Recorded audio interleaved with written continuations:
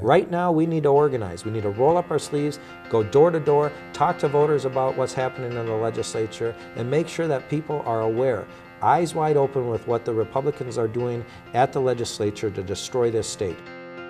Democratic Visions is handmade by volunteers for the entire metro region by DFL Senate District 42.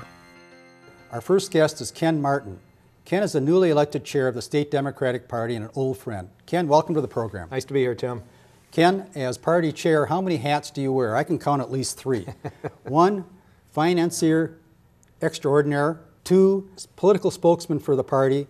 And 3, Mr. Nitty-Gritty, handling the party affairs across the board.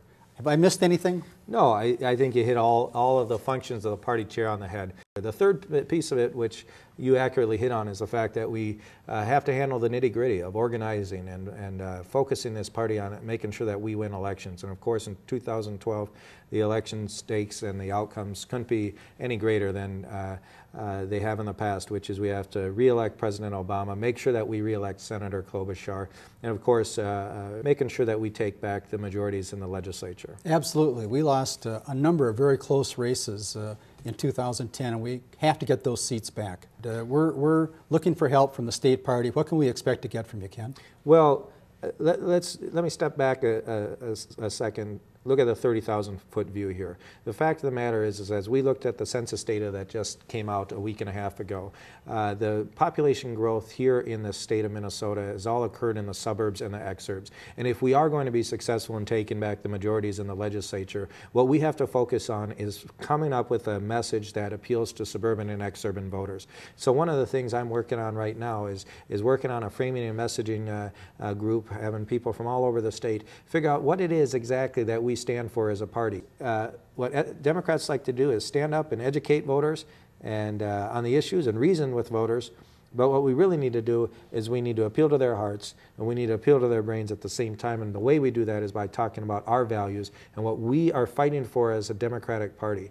And to me, what we're fighting for, those things are the ties that bind Democrats from Halleck, Minnesota, with Democrats from Winona, Minnesota, all the way over to Pipestone, Minnesota. You know, I can see why you're elected without opposition. That's a great, great message. But let's focus in on what you started with. Yes. in that statement. And that is framing a message that will appeal to the suburban and exurban voters. Give us an inkling of what you think that message will be. I understand it's still you're still in the process of framing that. Well, I can tell you what I believe and what I as someone who grew up out here in Eden Prairie in the suburbs, someone who now lives in Eagan, Minnesota in the suburbs. Plenty's old territory. That's right. He's a neighbor, lives about a mile down the road from me. I really believe that what we stand for is opportunity. Opportunity for people to thrive in this state. Not just survive, but to thrive. And that means that opportunity for all children in terms of access to education, whether it's at an early age or early childhood education, but also making sure that our K-12 education system is well funded and that kids have an opportunity when they graduate from high school to go on to a higher education system in this state that's well funded and prepared for them. There are a number of issues, but as I look at what's going on in this legislative session, it becomes very stark to me that the Republicans and what they're offering up compared to what stark and perhaps startling? Well, very startling and somewhat alarming when you think about the traditions and the investments that we've made in this state to make our education system one of the best in the world. We're slipping now, and in places like the suburbs and the exurbs, what they care about is a good quality education system. They also care about their property taxes not going up. And the fact is what the Republicans are proposing in the legislature this legislative session would not only raise property taxes by $1.4 billion over the next 4 years, but would also cut education funding. And so this great state that we've been able to call home and the quality of life that we've enjoyed, the Republicans are destroying that very fabric of what makes this state great. What we stand for as Democrats is opportunities for all people to thrive in Minnesota and not just survive. So how do we get the message out that the single focus on cutting spending and maintaining the present tax structure is the wrong route for this state to take? Well, I believe we need to go everywhere we can and make sure that we speak loudly with one voice that what the Republicans are doing is wrong. Look, the governor has presented a month and a half ago a fair, responsible, and balanced budget that solves this budget deficit not on the backs of the most vulnerable, but by making sure that the wealthiest in this state pay their fair share. The top 5% of Minnesotans would pay additional taxes. 95% of Minnesotans won't. And under the governor's plan, we would increase education funding, we would increase local government aid, thereby equalizing property taxes and in some cases lowering property taxes for middle-class homeowners. And we would do all this while not balancing the budget on the backs of the poor, the elderly, the children, the most vulnerable in our society. And the Republican majorities, when they campaigned last fall, they campaigned on creating jobs, lowering taxes, and doing all this while not throwing the most vulnerable under the bus. And guess what?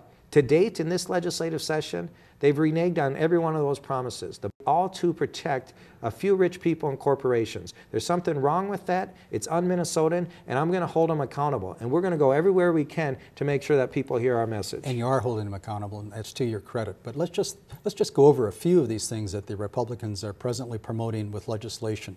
Cut the University of Minnesota budget by 19%. That's right. Cut MnSCU funding by about 13%. Throw 100,000 people off of Medicaid, adults, vulnerable adults without children, throw them off of Medicaid and put them into some sort of voucher program. I mean, this is absurd what they're intending to do. Well, I just stood with some senior citizens yesterday as the Republicans decided they were going to throw 3,700 seniors off their Meals for Wheels program. Now, they finally rolled on that, didn't they? Well, they did, and it was with a little pressure because they understood finally that what they were doing was wrong. I believe that the principal sponsor in the Senate was David Hahn from 42. That is correct. Isn't that correct? That is correct.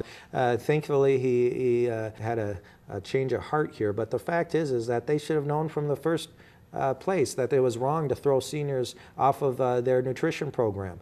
We've gotten to a situation here in Minnesota where legislators go up there and instead of trying to figure out some compromise and figuring out how we can help make Minnesota great again, the legislators are going up there basically trying to destroy the very fabric of what made this state great. And there are Republicans like Arne Carlson and Dave Durenberger and a whole host of Republicans like Elmer Anderson who believe that there was a role for government in people's lives, that we need to make investments in education, we need to make investment in health care to make sure that we had a healthy populace, and that all of these things helped attract employers to our state and actually created jobs.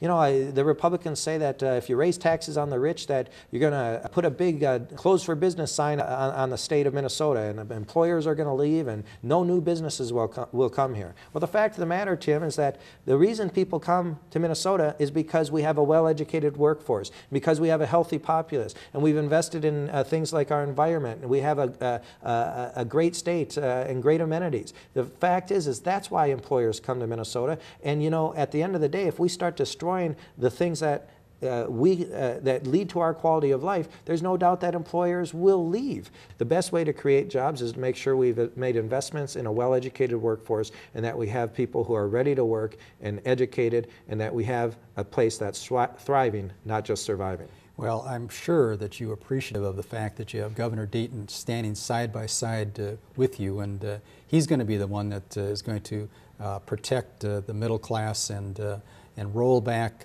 what the Republicans are trying to accomplish. But I want to go off on a couple other tangents here, Ken, if you don't mind. I'd like to get your thoughts on what Governor Dayton has described as the Republicans' effort to demonize public employees. And I note recently there's been legislation passed that particularly focuses on the teachers' unions, eliminates tenure, puts in a freeze on teachers' salaries. What else is involved in that Republican mess? Well, there's a whole host of things they're trying to do, obviously. We have, whether it's teachers or cops or firefighters or people who work in state government, these are people who have provided a great service to the state of Minnesota. And for our legislators to go after them the way they have is shameful. The fact is what they're trying to do, not only are they trying to strangle government, but they're trying to get rid of organized labor, and it's wrong.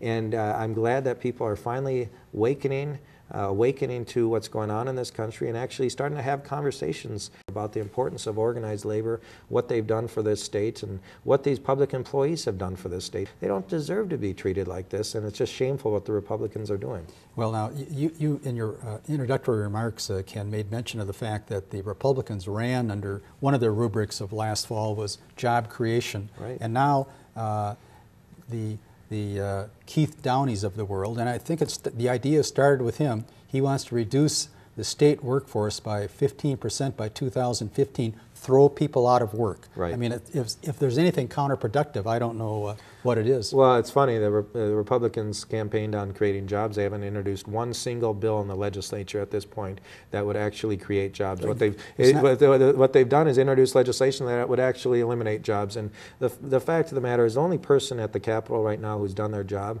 and who campaign and is keeping their promises in terms of their campaign promises is Governor Dayton. He introduced a bonding bill that would put 27,000 Minnesotans back to work. The Republicans haven't introduced one major piece of legislation, or for that matter, any piece of legislation at the legislature to date that would create a single job in this state. Instead, they're off on this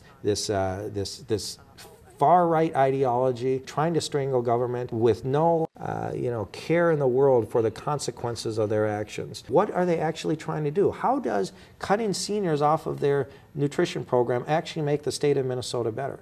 How does cutting transit funding, thereby increasing low-income workers' public transportation costs by $4,000 a year, make Minnesota better?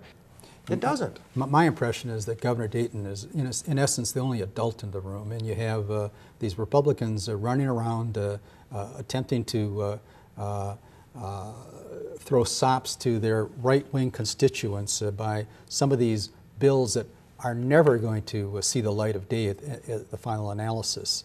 Now, Governor Dayton, on the other hand, unlike Governor Pawlenty, former Governor Pawlenty, has said he's willing to compromise, but so far it's been a one-way street. The governor from day one has shown a willingness to reach across the aisle in a bipartisan fashion, sometime at the expense of some of the people who supported him, right? He's shown a willingness to compromise on issues like alternative licensure, the environmental permitting stuff, a few other issues that he's reached across the aisle and said, let's work together, find some common ground and some solutions to the state's problem. What they're doing is creating a situation where you can't even begin the negotiation. And the problem, Tim, as you know, is we are required by statute to come to an agreement on a balanced budget by May 23rd, which is the end of the session. And if we don't, then we will go to a government shutdown at the end of the fiscal year, which is the end of June. Ken, you're on the point, as I mentioned earlier, but what can we do as just ordinary citizens out here in the 3rd Congressional District to take a principled stand against what's happening at the legislature? Well, get involved. Get involved with the Democratic Party. Make sure that your voice is heard. Call your legislators. Express your displeasure with their action up there, and organize. And organize for the next elections. Start talking to your neighbors. Start talking to voters in the district, and make sure that we don't take 2011 off. I don't consider 2011 a planning year. And by planning, it's code for take off and wait till the election year. Right now, we need to organize. We need to roll up our sleeves, go door to door, talk to voters about what's happening in the legislature, and make sure that people are aware, eyes wide open with what the Republicans are doing at the legislature to destroy this state. So organize, organize, organize. Get involved with the Democratic Party. We're out there every day trying to make sure that people know what's going on. Ken, you're a good friend. You're an articulate spokesman for the party. Keep up the good work. Thanks for stopping by. Thank you very much, Tim. Democratic Visions is handmade in Eden Prairie and Minnetonka by DFL Senate District 42. Norbert Gurnis, Chair. Democratic Visions can also be seen on our website, dflsd42.org.